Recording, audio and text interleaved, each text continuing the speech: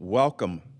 My name is Alex Johnson, and I'm proud to serve as president of Cuyahoga Community College. We are pleased you are able to join us for this unique presentation as we continue our focus on student success during these challenging times.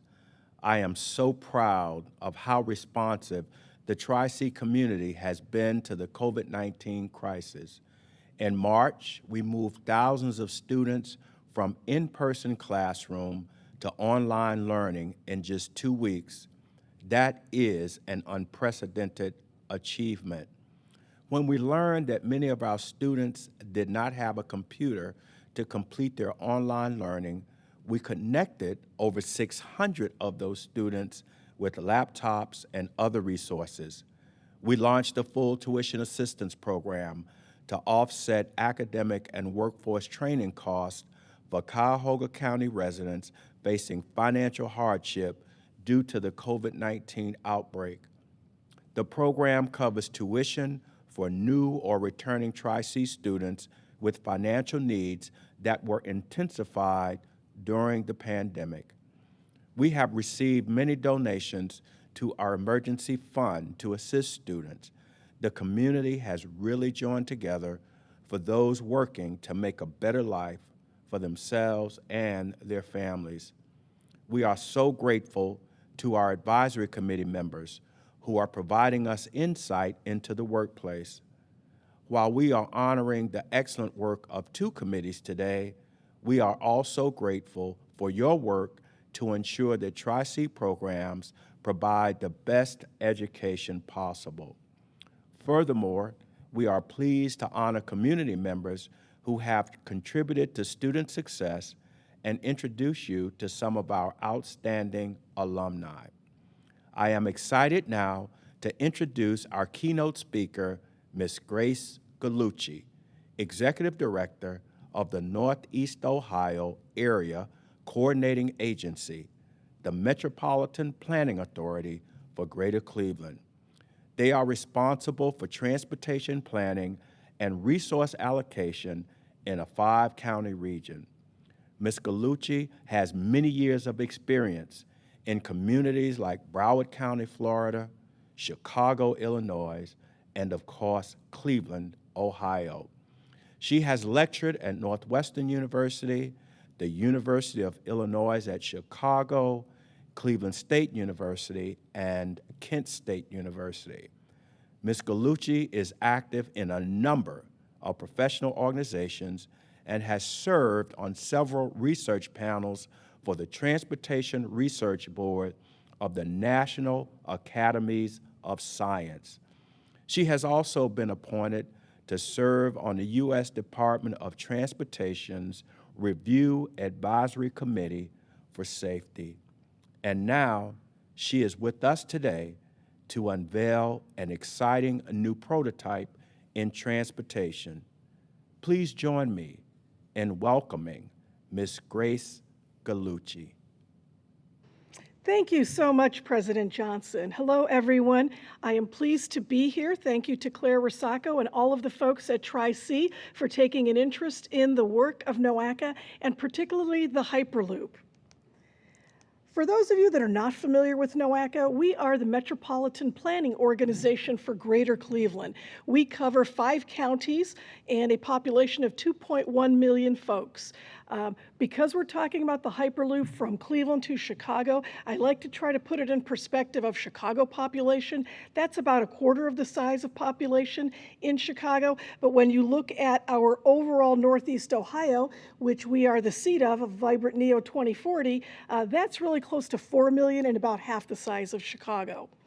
NOACA has thought about working on the Hyperloop because we have a vision statement that looks to strengthening regional cohesion, preserving existing infrastructure, and building a sustainable multimodal transportation system. And why? To support economic development and quality of life in Northeast Ohio. When we talk about Hyperloop, we're talking about the road to innovation, and that's a pun that is intended. We are using and thinking about transportation technology, and we've seen a lot of technology over the last few months and what it can do for us. We're taking those applications of technology and focusing it on transportation, which is to improve the movement of people and goods. And in fact, if you like the presentation today about the Hyperloop, or you just want to know more about transportation and be engaged in the work that we are doing, we are currently developing our long-range plan, which is called eNEO 2050, the E being for equity. And we are planning 30 years out to the year 2050. And get onto our website, eneo2050.com, and participate in the work that we're doing in terms of input and other kinds of activities to engage in the future development of this plan. So what else are we currently developing? We've got the Hyperloop electric vehicle charging stations, advanced systems management, autonomous vehicles. These are all fantastic things that we are working towards. And we're going to focus today, though, on the Hyperloop. What is Hyperloop? Some of you may know the Hyperloop, and essentially it's a new mode of transportation that will revolutionize travel by connecting people and goods with unprecedented speed, safety, and efficiency. Most folks are familiar with the speed because Hyperloop can travel faster than an airplane and faster than a train, car, and so we're looking at a approximately 760 miles per hour maximum speed.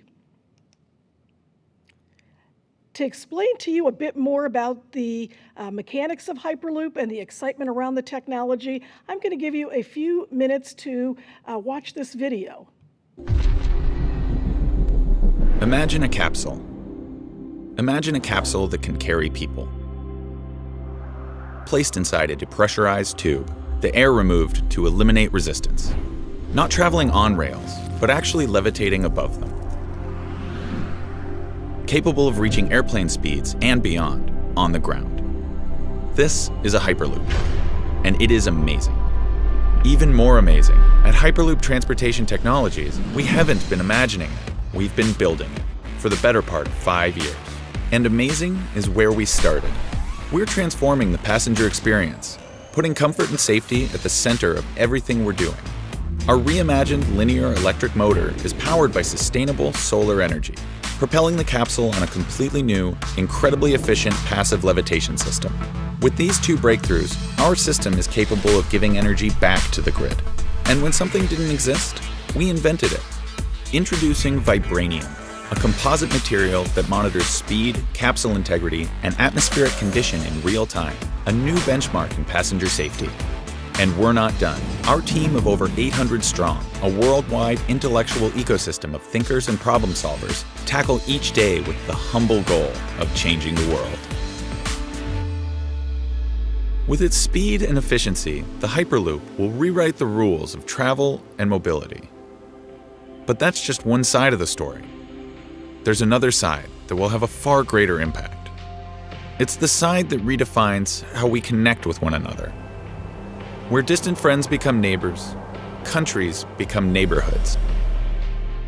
And everybody who inhabits this big, crazy world of ours grows a little closer together. Just imagine that.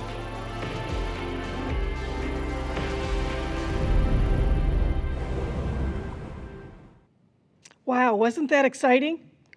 And now that you know a little bit about the technology and the mechanics of the Hyperloop, let's talk specifically about the Great Lakes Hyperloop.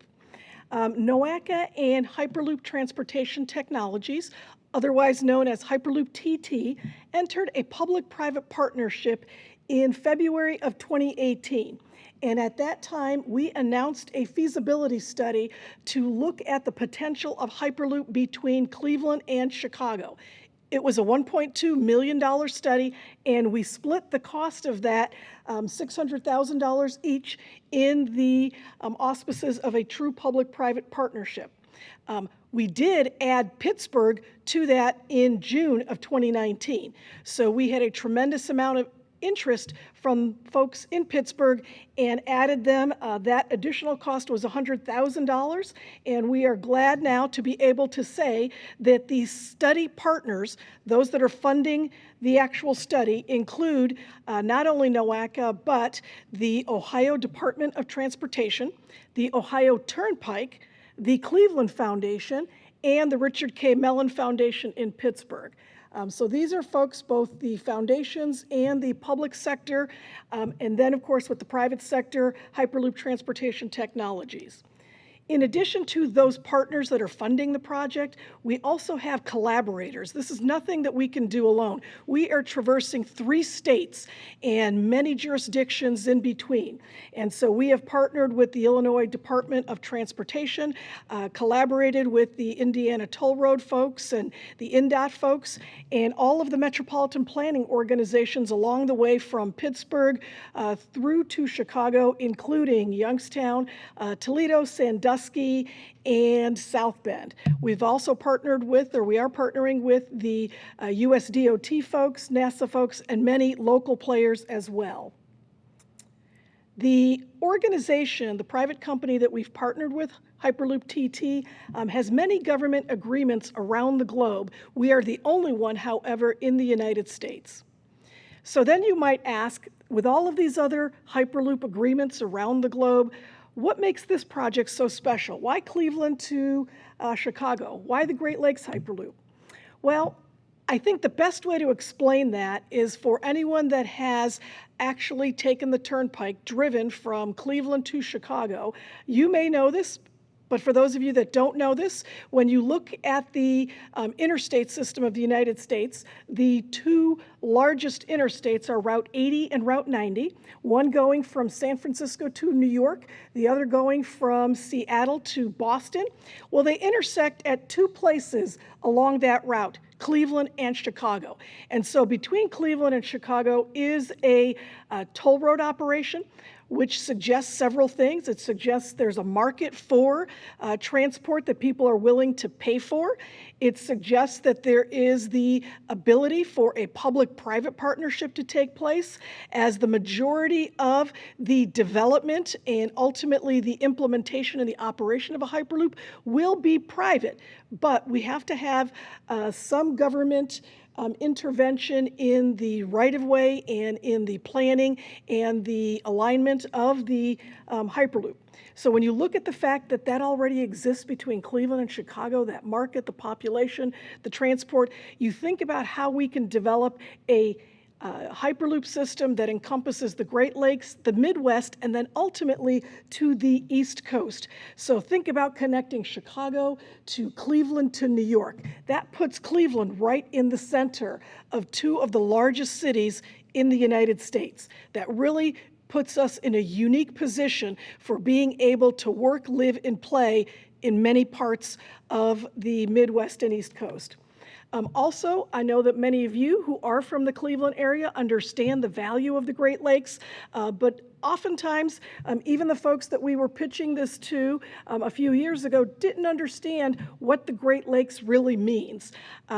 First of all, at USDOT, the United States Department of Transportation, they've identified 12 emerging megaregions across the country. The Great Lakes megaregion is the largest of them. And we know that we have 20% of the world's fresh water supply, but we also have 30% of the combined U.S. and Canadian workforce. We have 28% of the combined Canadian and U.S. economic activity, 46 million jobs, 20 of the top 100 universities in the country, and then other kinds of augmented education and colleges, just like right here at Tri-C. The freight also, we actually use the Great Lakes to ship. Annually, about 200 million tons, valued at $232 billion. So the opportunity here is amazing. And in fact, not only is it about transporting, the other thing that makes the Great Lakes region, the Midwest, so special, is the ability to manufacture the Hyperloop. And that's really one of the long-term interests of this from a public perspective, is bringing jobs to the region. And I'm going to play this video for you so you can get a better understanding of our bigger picture that basically takes the transportation and the manufacturing components and sets them in front of us. Dreams come easy. Dreams of time travel, cloning woolly mammoths, and colonizing Pluto. Dreams where we zip across the country in tubes at 700 miles an hour, powered by sunlight and magnets. 5 years ago, it was literally just a dream. The problem is, when the time comes for all those dreams to get made, the dreamers don't know where to go. To build dreams, you go to cities unafraid of work and people known for making things. Big things like aviation and smaller things like tanks. The kind of talent that we have at our disposal here is amazing. I have been in transportation and infrastructure for over 30 years. Spent 17 years as a scientist and an executive at NASA. I'm the chairman of the industry-based led Aerospace and Aviation Council. I attended Yale University and started a career in aerospace at McDonnell Douglas. Where do you go to make dreams, to build them with metal and glass in your own two hands? You go to cities like Cleveland and Chicago, Pittsburgh and Detroit, places that have had dreams and then made them. We absolutely have the manufacturing. We have the raw materials. We do it cost effectively. We have a tremendous amount of work ethic and really, really strong resources. The Midwest is a place that drops a welding mask over its face and gets to work.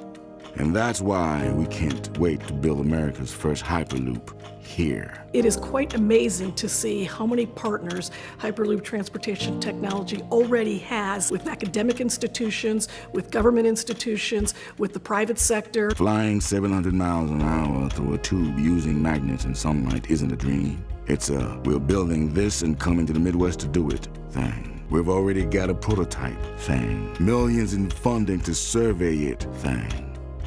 First stop, Cleveland to Chicago in under 30 minutes, connecting the makers of muscle and metal and rock and brick and mortar of this country. You're going to see Hyperloop transition from what is in the past been perhaps a dream of how fast we can go, how can we send people more quickly to different places.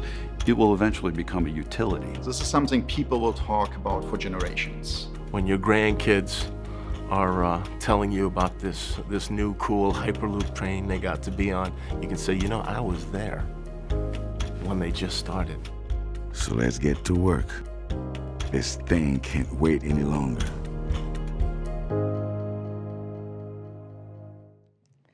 You know, I've seen that probably 100 times, and I'm inspired each and every time I see it. So now let's get to the feasibility study. We've just completed the draft feasibility study. We put it out there for public comment, and we are just putting the finishing touches on its finalized form. So let me tell you a little bit about it. We had 4 phases. First phase was putting together the plan, particularly the public engagement plan and the business plan. Second, we did a site reconnaissance and preliminary route analysis. Essentially, what we were looking at was 3 routes, how to get from Cleveland to Chicago. We could go straight through. That unfortunately would take us through Lake Michigan and through Lake Erie. So although it's the fastest, it's not necessarily the easiest to do. Second alternative for the route was going directly along the turnpike, which was sort of my vision when I thought about what this would look like. And that works. It does, however, because there are many curves in the state of Indiana mostly, slows it down a bit. And then we've got the third, which is sort of a hybrid. It takes the toll road for the most practical aspects of it, and then veers off into other kinds of right-of-ways, such as utility or rail, for a portion of it. Phase 3, technical and financial feasibility, looking at a market analysis, cost-benefit analysis, land use, and overall financial analysis. That being a very critical portion of the study because, again, this is intended to be a private venture that is partnering with the public side to ensure that the public interests are covered and advanced. And then phase 4 was really thinking about how we then move to the next level of study, which gets into the economic impact analysis for the manufacturing and the environmental impact analysis, as well as PE. So what did our feasibility study show? Option 1, 2, and 3, each one of them is possible, and we can go from 31 minutes direct, 36 minutes with our hybrid option, and 47 along the toll road. Then when you add Pittsburgh on the other side, we can get to Pittsburgh anywhere from about 18 to 24 minutes. The overall financial analysis was pretty amazing. So what we are looking at is employment growth over the study period of 900,000 person-year jobs, which is phenomenal. And this, at this point, is not the manufacturing component. The manufacturing component is still to be studied. This is just about the impact of the ability to move people and goods with the amount of efficiency and speed that can be done through this corridor. Increased income then is $46.7 billion across the corridor. That gives us an expanded tax base of $12.7 billion, and the property value increase is nearly $75 billion along that corridor. Also, from a sustainability perspective, we are looking at reducing emissions, carbon dioxide, by 143 million tons. So you might ask, where does the revenue come from? How is the Hyperloop used? 75% of it is projected to be used by passengers in terms of the revenue generated, and 18% of the revenues generated by the freight business, and 7% the real estate or development. Relative to the passenger market, we are looking at Hyperloop obtaining between 25 to 30% of the market. Car still being dominant, but again, Hyperloop really starting to cut into that modal share. Where do the trips that we will be getting for the Hyperloop come from? Well, the Hyperloop has about 30% induced demand and 50% of it diverted from auto, and then the remainder of it diverted from the other modes. From a freight perspective, we are not looking at the Hyperloop for the large sort of tractor trailer kinds of freight, but we are looking more for less than a truckload cargo, express parcels, and the kind of parcels that typically would be taken through air cargo. And why would this be a good thing for the freight industry? Basically, the Hyperloop, in terms of the benchmarking cost, can be about 10 cents a mile, which is comparable to water or shipping, better than truck, and significantly better than air. Not as good or not as inexpensive as rail, but that's okay because we're looking at all modes being complementary to each other with the amount of traffic that will be growing relative to freight.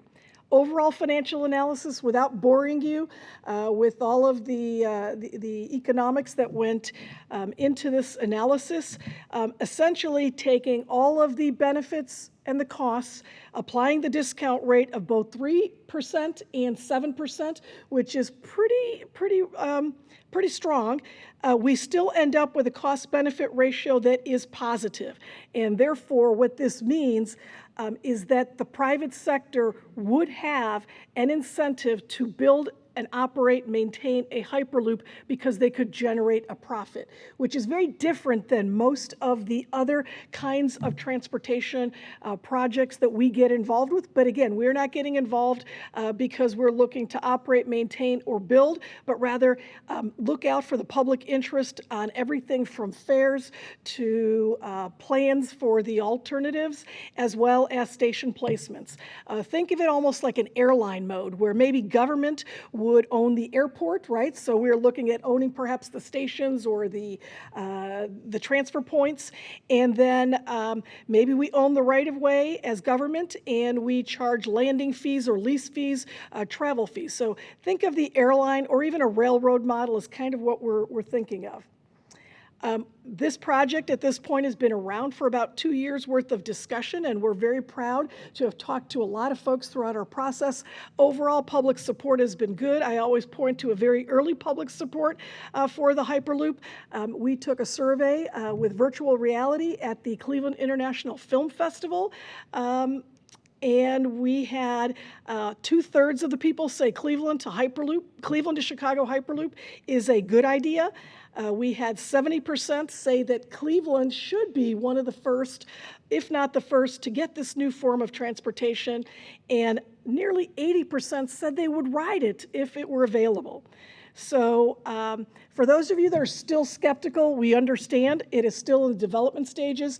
Technology has a long way to go in general, but we're pretty close. And for those of you that, again, that are still skeptical, I leave you with this last video, once in a lifetime. Je m'appelle Henriette Ardouin et j'habite à Bagnères de Luchon.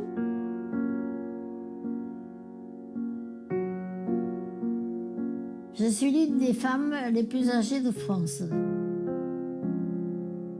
J'ai peut-être un peu de compétition. Je suis née avant que les hommes se déplacent rapidement. Je me rappelle des premières voitures. J'ai assisté à la disparition du Earth, le mur du son, l'Américain qui a planté le drapeau sur la Lune.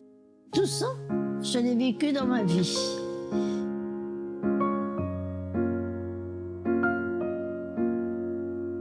On m'a dit qu'il y avait du nouveau bientôt.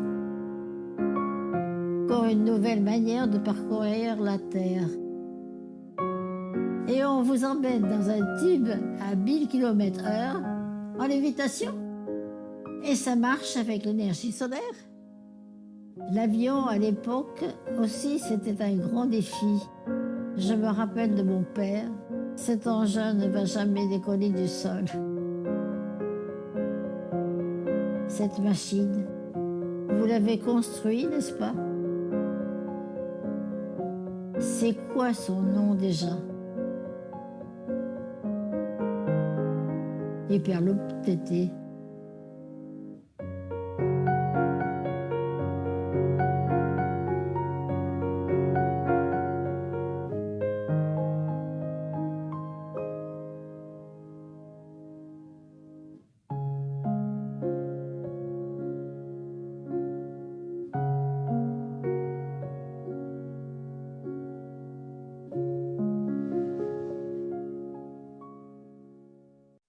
Thank you so much.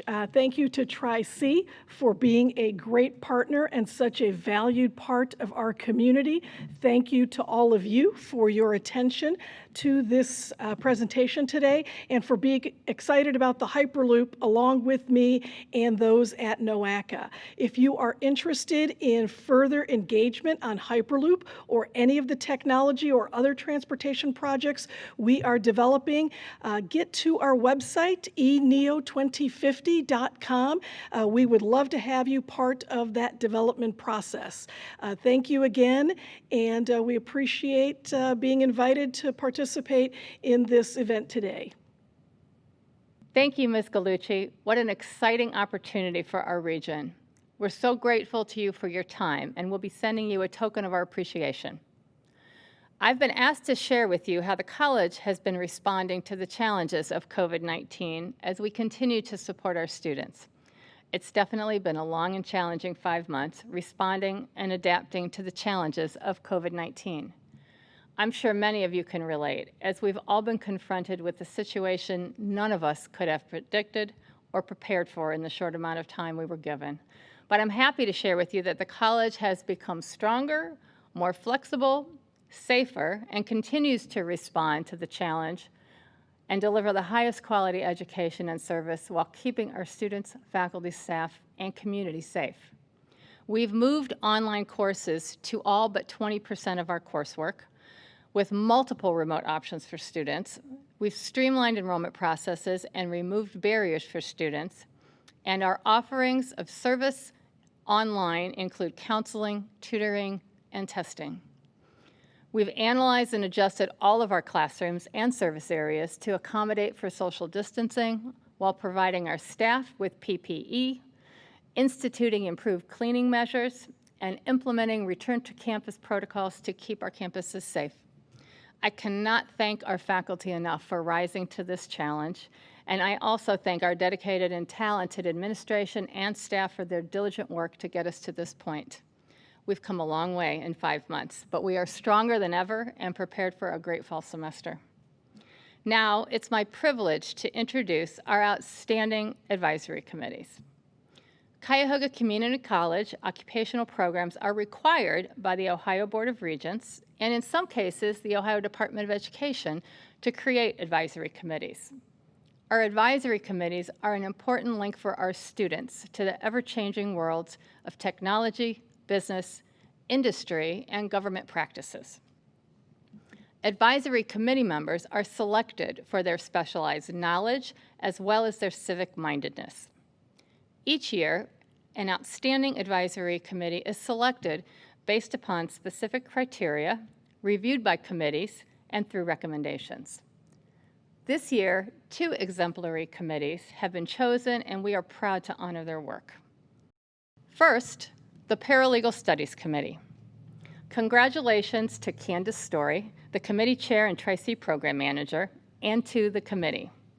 Danita Bray from the Federal Public Defender's Office, Cheryl Bunovic of Tucker Ellis and West LLP, Marty Chaplin, Cuyahoga Community College faculty member, Deborah Farron from the Office of the United States Attorney, Northern District of Ohio, Joseph Fell, Cuyahoga Community College faculty member, Peggy Foley-Jones from Thrasher, Dinsmore, and Dolan, Jimmy Gonzalez from Cuyahoga Community College, Clayton Harris from Tri-C's Public Safety Center of Excellence, Brian Hoffman from the Cuyahoga County Public Defender's Office, Donald Junquist from Fund That Flip, Inc., Jean Lavasi, retired and past president of the Parma area Kiwanis, Frank Osborne, retired partner from Tucker Ellis, LLP, James Pliskanka, Tri-C Public Safety Center of Excellence, and Jeffrey Tuma from Robert L. Tuma and Associates and Cuyahoga Community College faculty member.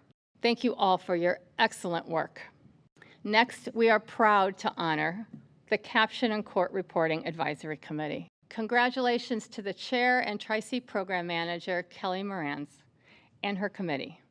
Colleen Barnes, Cuyahoga Community College faculty member, Arthur Sefarati of the Sefarati Group, Carmen Sefarati of the Sefarati Group, Kathy DiLorenzo from Planet Depot, Kim Falgiani, Captioner, Jimmy Gonzalez of Cuyahoga Community College, Pamela Greenfield from Meller and Hagestrom, Michelle Harper of Molnar Court Reporting, LLC, and Tri-C faculty member, Clayton Harris of the Tri-C Public Safety Center of Excellence, Jeff Hunt from the Hunt Reporting Company, Jen Kruger, Cuyahoga Community College faculty member, Nancy Molnar of Molnar Court Reporting, LLC, Lori Moniz, Cuyahoga Community College faculty member, Marguerite Phillips from the Cuyahoga County Court of Common Pleas, James Pliskanka of the Tri-C Public Safety Center of Excellence, Susan Rafferty, freelance reporter, Patricia Stanton, Cuyahoga Community College faculty member, Stephanie Sweet, captioner, Suzanne Vadnal of the Cuyahoga County Court of Common Pleas, Tracy Vargo, Cuyahoga County Court of Common Pleas, Laura Ware from Ware Reporting, and Darlene Williams of Planet Depot. Congratulations to all of our honorees and for all of our dedicated advisory committees. Thank you for your commitment to Tri-C and to student success here at the college. It is now my pleasure to introduce to you Claire Zacco, Vice President of Government Relations and Community Outreach. Thank you. Congratulations to our paralegal studies and captioning and court reporting advisory committees. We are so grateful to you for all of your good work. We would now like to introduce you to our 5th annual Community Champion Award winners. These companies and individuals go above and beyond to support student success at Cuyahoga Community College. Once again, we received a number of excellent nominations, and today we honor our 2020 Community Champions. We begin with Key Bank, our corporate community champion in the category of a business with over 500 employees. Since 1993, Key Bank has contributed over $5.6 million to the college in 2016. The Key Bank Foundation committed $1.4 million to establish the Key Bank Public Safety Training Center of Excellence on the Western Campus and the Key Bank Public Safety Scholarship, which provides women and underrepresented minorities the opportunity to pursue public safety careers. This gift has helped to position the college as a leader in training first responders for the in-demand jobs that keep our communities safe. In addition, over 1,000 students have received Key Bank Scholarship Awards from the Key Bank Hispanic Scholarship Fund and the Key Bank Business Endowed Scholarship. Since 2015, Key Bank has been the presenting sponsor for Tri-C Jazz Fest, and they supported this year's move to an online format, assisting in the design of creative new ways to recognize sponsors and virtually promote the event. A $1 million Key Bank grant launched Career Place in 2001, which transformed Tri-C's assistance and resources for student job seekers. The center annually serves about 10,000 students. Tri-C leadership benefits from the service and expertise of Key Bank executives. Trina Evans, Executive Vice President and Director of its Corporate Center, is a member of the Tri-C Foundation Board of Directors and past chairperson. Don Graves, Head of Corporate Responsibility and Community Relations, and Margot Copeland, retired Key Bank Foundation CEO, are members of the Tri-C Board of Visitors, and retired executive Bruce Murphy served on the Tri-C Board of Trustees from 2007 to 2012. On behalf of the students, faculty, and staff of Cuyahoga Community College, we thank Key Bank for their many contributions to student success. And now we honor our community champion business with less than 50 employees, Strassman Insurance Services, under the leadership of President and CEO Jim Strassman. Strassman Insurance Services has been an enthusiastic supporter of the annual Tri-C Jazz Fest for over a decade, giving their gift directly to the Creative Arts Scholarship Fund so that students may have the opportunity to pursue their dreams with a high-quality education. While the COVID-19 crisis has forced the Tri-C Jazz Fest into a virtual format, Strassman Insurance Services continued their support and sponsorship of this year's festival with renewed excitement as the festival highlighted the immense wealth of Jazz Fest talent that calls Cleveland home. Jim Strassman has also been a devoted member of the Tri-C Foundation Board of Directors since 2001. Actively supporting the mission and vision of Cuyahoga Community College. Strassman Insurance Services has served the region with a personal touch, gaining the trust of a variety of businesses. We are grateful for their leadership in supporting students at Tri-C. And our final community champion is Mr. Gregory Jones. Mr. Jones, or Pop, as he is affectionately known by his mentees, is a humble, dedicated community servant who demonstrates the best of character, leadership, and a sense of caring and responsibility for Tri-C students who are aging out of the foster care system. young people who are in need of housing and facing other challenges. In his career as a program officer with the Cuyahoga County Department of Children and Family Services Permanency Support Unit, Mr. Jones works daily to ensure young people make a successful transition from foster care to adulthood. He has established a Tri-C partnership which connects those young people to educational and workforce training resources. He has founded a nonprofit called A Second Home for You, which supplies a home and safe haven for young men as they journey to becoming independent and successful adults. Congratulations to Gregory Jones, who embodies the spirit of a true community champion.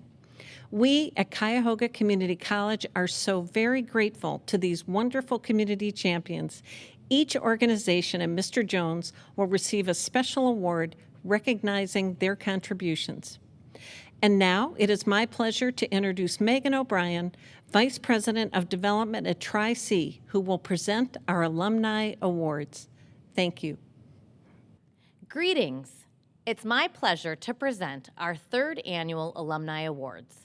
The Distinguished Alumni Award is presented to a Tri-C graduate who has established themselves as an accomplished professional, demonstrating notable achievements and/or college and community service, having earned a Tri-C degree more than 10 years ago.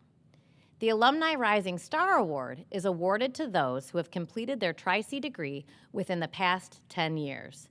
We're so happy to introduce to you a distinguished alumni and 2 rising stars. Our Distinguished Alumni Award winner is Harold Anderson, who received his Associate of Arts degree in 1983 and went on to earn a bachelor's degree from the University of Texas, along with a commission in the United States Army Reserve Officers Training Corps. Mr. Anderson served in the United States Army Reserve for 30 years and holds the rank of colonel. During his service, he was deployed to Iraq and Kuwait in support of Operation Iraqi Freedom and Enduring Freedom. Mr. Anderson has also participated in 3 mobilization assignments at the Pentagon and in Indianapolis and Fort Bragg, North Carolina. Mr. Anderson is a full-time educator for the East Cleveland City Schools. In 2018, he founded and chaired the City of Cleveland's first urban oratorical and debate competition through the Alpha Phi Alpha Fraternity Thurgood Marshall Oratorical Debate Competition. In 2020, he created the first urban student forum for over 250 middle and high school students. Mr. Anderson currently serves on the advisory councils at the Lewis Stokes Veteran Hospital and New Tech East High School, and serves on the boards of directors at Lake Erie College in Painesville, Ohio. We are so proud that his future began at Cuyahoga Community College and congratulate him on his ongoing success in making a difference in our world.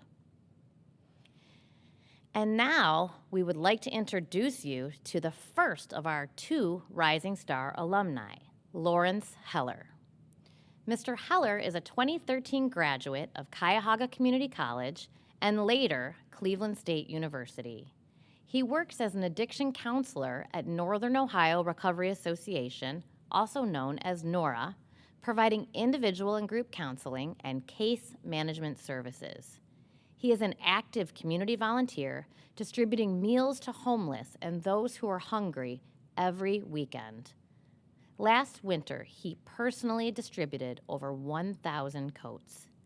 He serves on the Mental Health Advisory Committee of the Cuyahoga County Opioid Task Force and is active with Greater Cleveland congregations.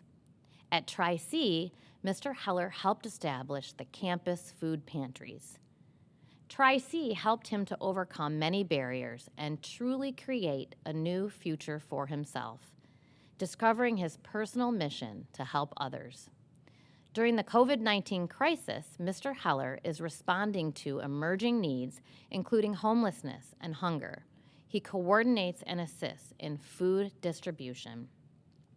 Having been trained in telehealth, he assisted NORA groups in transitioning to telehealth services. we congratulate Mr. Heller on overcoming obstacles to become a true rising star in our community. Our final rising star is Jamal Julia Lelo Boudiab.